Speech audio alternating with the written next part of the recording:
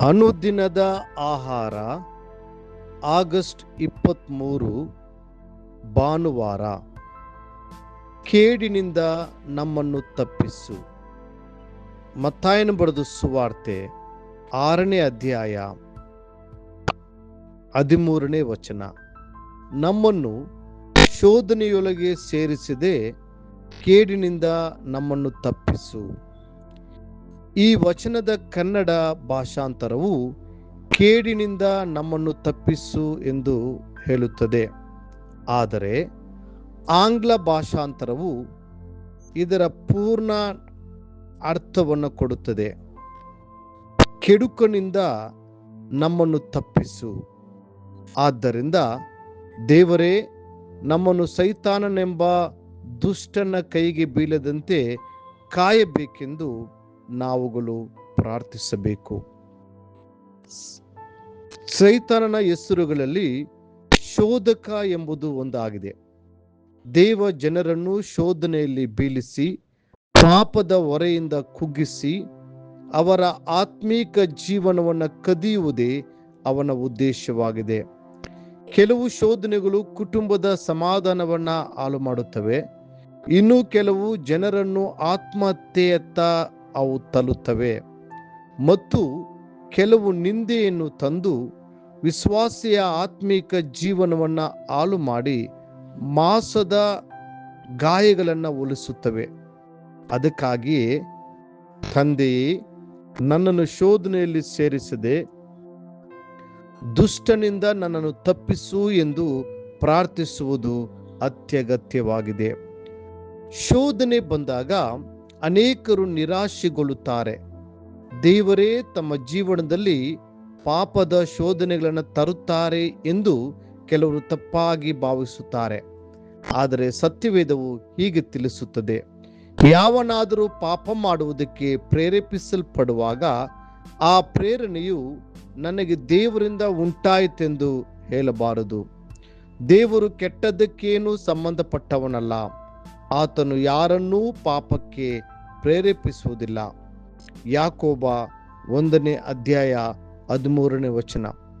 ಅದೇ ಸಮಯದಲ್ಲಿ ದೇವರು ಅಬ್ರಾಮನನ್ನು ಪರೀಕ್ಷಿಸಿದನು.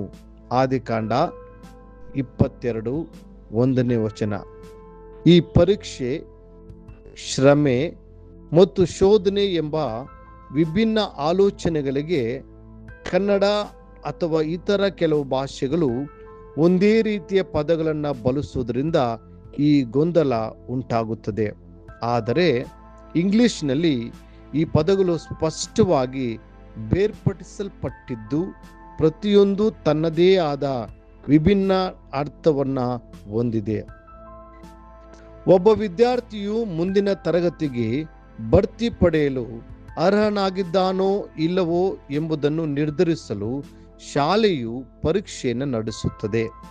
ಅದೇ ರೀತಿಯಲ್ಲಿ ದೇವರು ತನ್ನ ಮಕ್ಕಳನ್ನು ಪರೀಕ್ಷಿಸುವಾಗ ದೇವರ ಉದ್ದೇಶವು ಅವರನ್ನು ಮುಂದಿನ ಹಂತಕ್ಕೆ ಏರಿಸುವುದು, ಅವರ ಸ್ವಭಾವವು ಶುದ್ಧೀಕರಿಸಲ್ಪಡುವುದು, ಅವರಿಗೆ ಹೆಚ್ಚಿನ ಜವಾಬ್ದಾರಿಗಳನ್ನು ವಹಿಸಿಕೊಡುವುದು ಮತ್ತು ತನ್ನ ಸೇವೆಯಲ್ಲಿ ಅವರನ್ನು ಉನ್ನತೀಕರಿಸುವುದು ಆಗಿದೆ.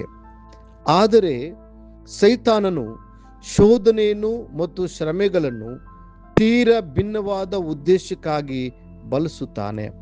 ಒಬ್ಬ ವ್ಯಕ್ತಿಯನ್ನು ಕೆಳಗೆ ಎಳೆಯಲು, ಅವನ ಹೆಸರನ್ನು ನಾಶ ಮಾಡಲು ಮತ್ತು ಅಂತಿಮವಾಗಿ ಅವನನ್ನು ನಾಶ ಮಾಡಲು ಅವನು ಈ ಕೆಲಸಗಳನ್ನು ಮಾಡುತ್ತಾನೆ.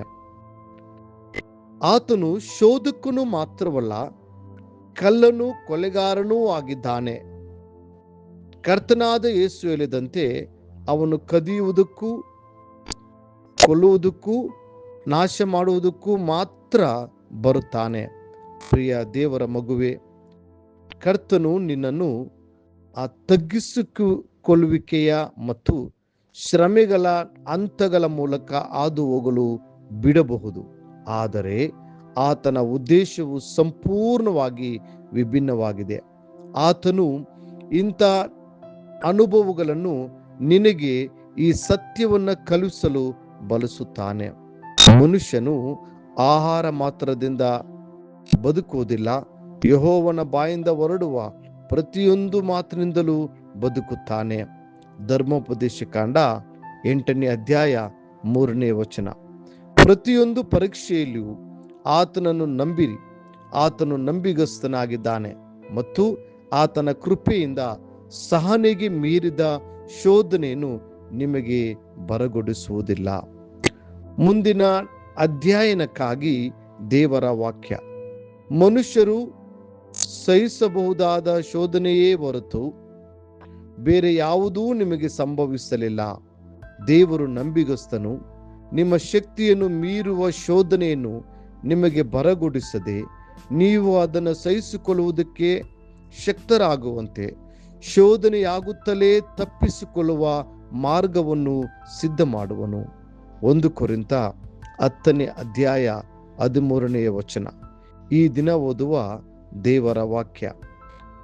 ಮುಂಜಾನೆ ಕೀರ್ತನೆ 113, 114, 115 ಅಧ್ಯಾಯಗಳು.